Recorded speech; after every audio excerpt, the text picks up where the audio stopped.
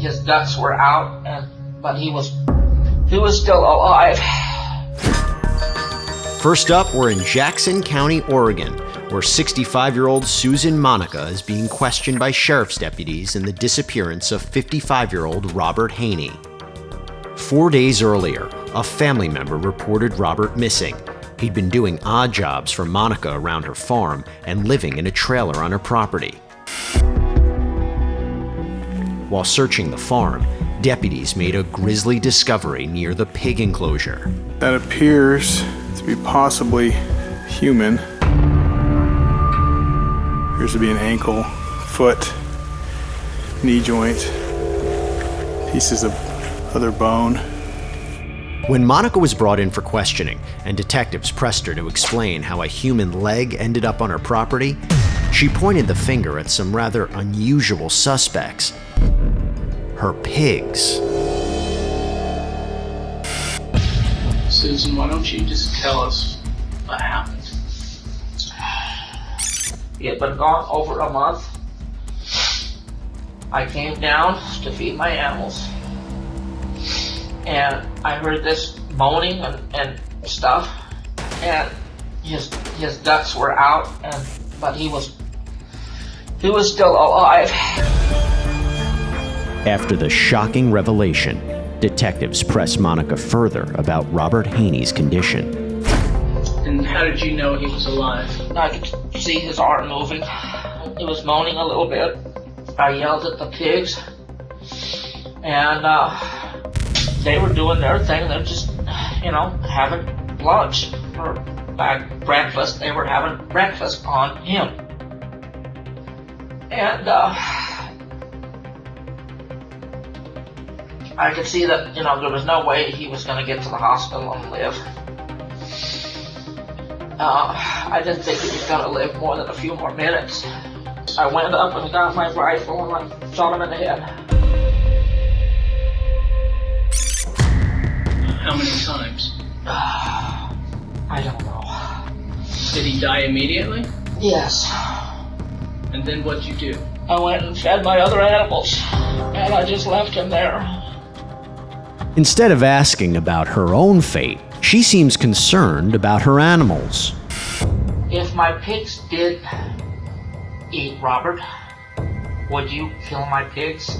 Well, I don't know. That's something we'd have to look at. I didn't want my pigs to be shot for not doing something that the natural causes. Pigs get hungry. You know that pigs will eat anything if you give them the opportunity. Opportunity, yes. Right. And so how did Robert give them an opportunity for him to be in there? I do not know. I do not know.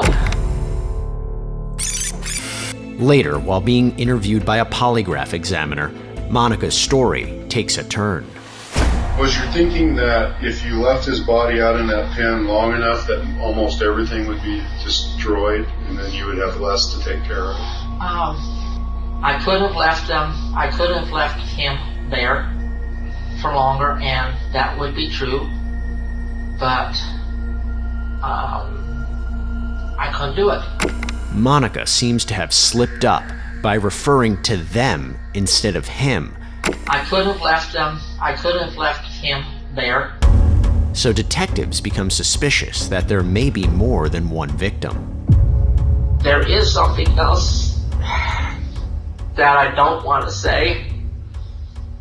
That's just as bad. I'm just gonna listen. You tell me. Right there, about 3 feet down, there's part of another body. A year before Robert's disappearance, 59-year-old Stephen Delicino was living and working on the farm. Monica told police that he stole guns from her, and a fight broke out when she confronted him about it. He grabbed a little pistol, and he said that, he doesn't want to go back to jail, and he decided he was going to kill himself. So, he shot himself in the head. Right there in your home? Right there. He shot himself and then he ran out. That was when it got even worse. Okay? And he emptied the gun in his own head. I could not believe it. Yes, according to Monica, Stephen shot himself in the head multiple times before finally collapsing and dying right in the pig pen. She does admit to leaving his body for the pigs to eat until there was only a skull and a few other pieces left. Delicino's disappearance was never reported to police. Do you think I believe your story? No, Do you think Detective Henderson believes your story? no. I don't believe my story. You don't believe it either? No, it's too stupid. Susan Monica was arrested and charged with 2 counts each of first-degree murder and abuse of a corpse. More of Robert Haney's remains were found in a plastic bag next to the pig pen. Stephen Delicino's skeletal remains were excavated from behind the barn. Monica was convicted of all charges and sentenced to 50 years to life. She is not eligible for parole. We're at Hocking Hills Park in Logan, Ohio, where 16-year-old Jordan Buckley shows police where a woman was killed by a falling log. And then that's when he said, I'm gonna throw it. And then it went down and I heard a big thud. According to a police report, a month earlier, Jordan was in the park with 2 teenage girls and 16-year-old Jaden Churches. It was Labor Day, and the park was filled with visitors. At approximately 4 p.m., the teens were on an embankment when they allegedly tossed a 75-pound log over the edge. Down below was 44-year-old photographer Victoria Schaefer. The log hit the wife and mother of 4 on the head, killing her instantly. According to one of the teens with them that day, before leaving the park, a man told them a log had killed a woman. The teens panicked and left the park, but they didn't report the incident, and because no one saw the teens throw the log, Victoria's death was initially ruled an accident. But based on Victoria's location and the trajectory of the log, police determined the log had not fallen by itself. A month went by before police received a call from a concerned student who overheard information about the incident at school. A girl at the bus with her now ex-boyfriend, Jordan Buckley, apparently was one of the 2 boys at the park who partook in the branch falling down and hitting Miss Schaefer. According to a police report, Jordan's former girlfriend told several people that Jordan had been involved in Victoria's death. Today, detectives Dustin Robinson and Troy Newman visit Jordan at his school to question him about the incident. After his parents are called and made aware of the interview, the officers begin. So you was at Old Man's Cave? Yeah, we were at Old Cave, that's where we went. And then when we went there, nothing was happening, but we went up, like on the back side of the hill. And then we came back because some guy told us that some woman got smashed by a branch. So then what happened? That's basically it. The officers aren't buying it. Jordan, I want you to be honest with me, okay? Yeah. Detective Robertson, you've been doing this a long time. Mm-hmm. Before we come in here, we've already got our answers. Right? Mm-hmm. We ask a series of questions that we have answers to. Mm-hmm. Alright? So, there's some allegations been brought against you. What were they? Well, you was there. You confirmed that you was there. We Yeah. knew that you was there. So, tell us about the branch being up on top. Well, that I didn't do anything. Like I just don't like snitching on people. Is the problem. This is the time. I know, This is not about snitching. This is about telling the truth. Jordan's story quickly begins to change. Walked all the way down to the end, and Jaden kicked off a branch. Not a branch, it was a log. It was a big log, like probably this wide, this long, and he kicked it, and it rolled off the cliff, and it made a loud bang, so we ran. Why didn't you call 911? Why didn't you do anything? Because I was freaking out, and I thought I was gonna get in trouble for it. The officers are skeptical. You touched that log. So I touched the log to move it out of the area, but I didn't. To move it out of the area. To move it, it was right in between these trees, and he pushed it out. And then I helped him push it out, but he kicked it down, and I didn't kick it. So I did touch the wall. So you you help me? No, I didn't know he was going to kick it off. Where'd you pick that log up? Well, I didn't pick it up. I just pulled it. I dragged it. When you dragged it, where were you standing? Where was I was right here, like right beside Jaden. Did he throw it or did he kick it? I think he said I'm going to throw it off. He's going to throw it. I think he did say I'm going to throw it off. And because it bounced. If he would have kicked it, it wouldn't have rolled. It bounced. It bounced and it went off. If you guys do not believe me, I will 100% take a lie detector test. And I 100% will prove to you that I had nothing to do with it, and I did not kick or touch that log. The detectives are getting closer to the truth. You know we're going to talk to Jaden. What's Jaden going to say? Jaden's probably going to tell you that he threw the log off.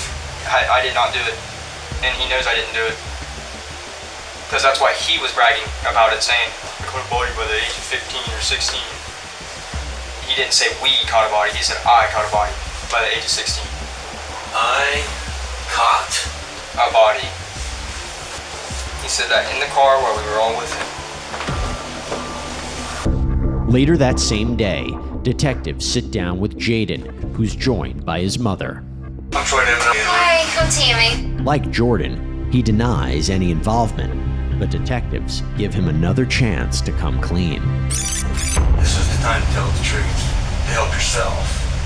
Because right now, it's really serious. Really, really serious.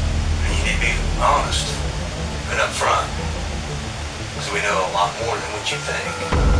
I didn't do anything. Jaden kicked off a branch. Not a branch, it was a log. Accompanied by his mother, Jaden is now given the opportunity to tell his version of the incident. And this is the time to tell the truth, to help yourself. Because right now, it's really serious. Really, really serious. And you need to be honest and upfront. Because we know a lot more than what you think.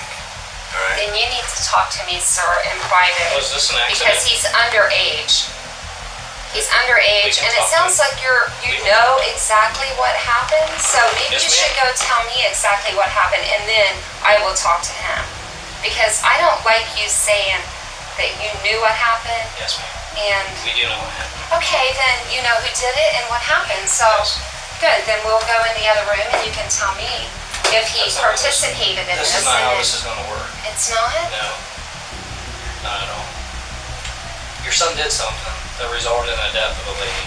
No! The detectives don't let up, and Jaden tells officers the same story they heard from Jordan, except, in his version, the roles are reversed. I didn't do it. I was there. Okay. So tell me what happened step by step. We were walking, and then there was this log, and he kicks it, and it starts to slide. Okay. So you're saying Jordan kicked it? And then it slid, and then we left. So did you touch the log? I grabbed the log. Okay, so you touched the log. I touched it, but I did not kick it off or throw it off. And what happened to it? How did that smash a lady? He got kicked off the edge. Who kicked it? Jordan. After hearing both sides of the story, officers suggest he take a lie detector test. This touches a nerve for Jaden's mother. When you get the lie detector test set up for him, then you'll just have to contact me. As for now, Jaden, I will be leaving. You can leave. Jaden's going to be placed under arrest. No, he can't be. He's 16 years old. It doesn't matter. He did something that resulted in the death of Miss Schaefer. Where are you think you're gonna take him? Juvenile detention. No! You can't take him to jail. There's bad people there. Do you know what? I have raised this boy for 17 years by myself, and this does not make me feel good. Why would you take him out of the school like this, in front of these people? He's never been away from me. You can't just take him down there. Yes, ma'am, we can. So, stay in the building, please. No, you guys!